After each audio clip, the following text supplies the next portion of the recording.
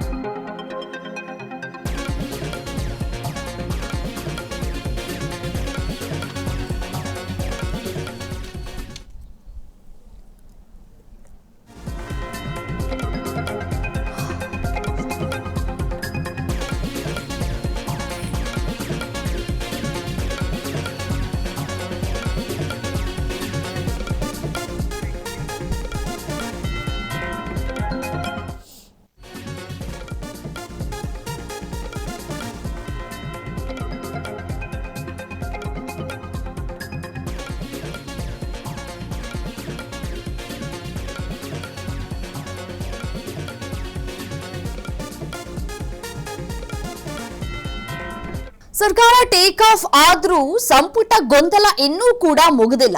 ದೆಹಲಿಯಲ್ಲಿ ಇನ್ನೂ ಕೂಡ ಸಚಿವ ಸಂಪುಟ ಕಸರತ್ತು ಮುಂದುವರಿತಾ ಇದೆ. ಕುತೂಹಲವನ್ನ ಕೆರಳಿಸ್ತಾ ಇದೆ ಸಿಎಂ ಡಿಕೆ ಶಿವಕುಮಾರ್ ಅವರ ಈ ಒಂದು ದೆಹಲಿ ಯಾತ್ರೆ. ರಾಹುಲ್ ಗಾಂಧಿ ಭೇಟಿಗೆ ತೆರಳಿದ್ದಾರೆ ಸಿಎಂ ಡಿಕೆ ಶಿವಕುಮಾರ್. ನಾಗೇಂದ್ರ ರಾಜೀನಾಮೆ ವಿಚಾರದ ಬಗ್ಗೆ ಕೂಡ ಸಿಎಂ ಡಿಕೆ ಶಿವಕುಮಾರ್ ಮಾತುಗಳನ್ನಾಡಲಿಕ್ಕಿದ್ದಾರೆ.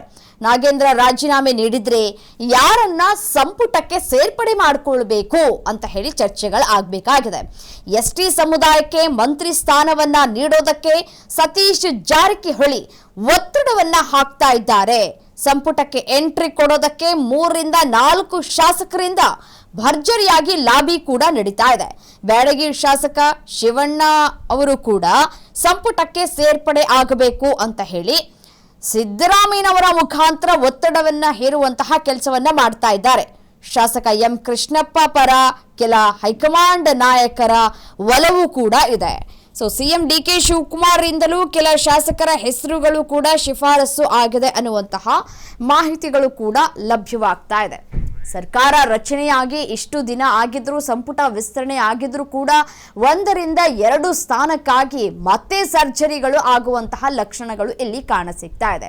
ಒಂದು ಬಿ ನಾಗೇಂದ್ರ ಅವರು ಸಚಿವ ಸಂಪುಟದಿಂದ ಹೊರ ನಡಿಬೇಕು, ಅವರು ರಾಜೀನಾಮೆಯನ್ನ ಕೊಟ್ಟು ಹೊರಗೆ ಹೋಗಬೇಕು ಅಂತ ಹೇಳಿ ಬಿಜೆಪಿ ಮತ್ತೆ ಜೆಡಿಎಸ್ ತೀವ್ರವಾಗಿ ಆಕ್ರೋಶವನ್ನ ವ್ಯಕ್ತಪಡಿಸ್ತಾ ಇದ್ದಾರೆ. ಸಂಪುಟದಲ್ಲಿ ಅವರು ಇರಬಾರ್ದು ಅಂತ ಹೇಳಿ ಪ್ರತಿಭಟನೆಯನ್ನ ಕೂಡ ನಡೆಸಿದ್ದಾರೆ. ಅಧಿವೇಶನದಲ್ಲಿ 1 ವಾರಗಳ ಕಾಲ ಯಾವ ರೀತಿಯಾಗಿ ಪ್ರತಿಭಟನೆ ಆಯಿತು ಅನ್ನೋದನ್ನ ಗಮನಿಸಿದ್ದೀವಿ. ಸೊ ಹಾಗಾಗಿ ನೆಕ್ಸ್ಟ್ ಪಾದಯಾತ್ರೆಯನ್ನ ಮಾಡೋದಕ್ಕೆ ಮುಂದಾಗ್ತಾ ಇದ್ದಾರೆ ಬಿಜೆಪಿ ನಾಯಕರು. ಈ ಮಧ್ಯದಲ್ಲೇ ಇವತ್ತು ದೆಹಲಿಗೆ ಪ್ರಯಾಣವನ್ನ ಬೆಳೆಸಿದ್ದಾರೆ ಸಿಎಂ ಡಿಕೆ ಶಿವಕುಮಾರ್. ಸೊ ಕುತೂಹಲಕ್ಕೂ ಕೂಡ ಕಾರಣ ಆಗ್ತಾ ಇದೆ. ರಾಹುಲ್ ಗಾಂಧಿ ಅವರಿಗೆ ಭೇಟಿ ಆಗಬೇಕು ಅಂತ ಹೇಳಿ ಹೋಗಿದ್ದಾರೆ. ಸಮಯ ನಿಗದಿ ಆಗಿದ್ಯಾ ಇಲ್ವಾ ಅನ್ನೋದೇ ಸದ್ಯಕ್ಕಿರುವಂತಹ ಕುತೂಹಲ. ಒಂದ್ ಕಡೆ ಇರುವಂತಹ ಒಂದು ಖಾಲಿ ಸ್ಥಾನವನ್ನ ಭರ್ತಿ ಮಾಡಬೇಕಾಗಿದೆ. ಮಹಿಳಾ ಕೋಟಾದಿಂದಲೂ ಕೂಡ ಸಾಕಷ್ಟು ಒತ್ತಡಗಳು ಕೂಡ ಇಲ್ಲಿ ಇದೆ. ಸೊ ಹಾಗಾಗಿ ಯಾರಿಗೆ ನೀಡೋದು ಯಾರಿಗೆ ಬಿಡೋದು ಅನ್ನೋದು ಗೊಂದಲ.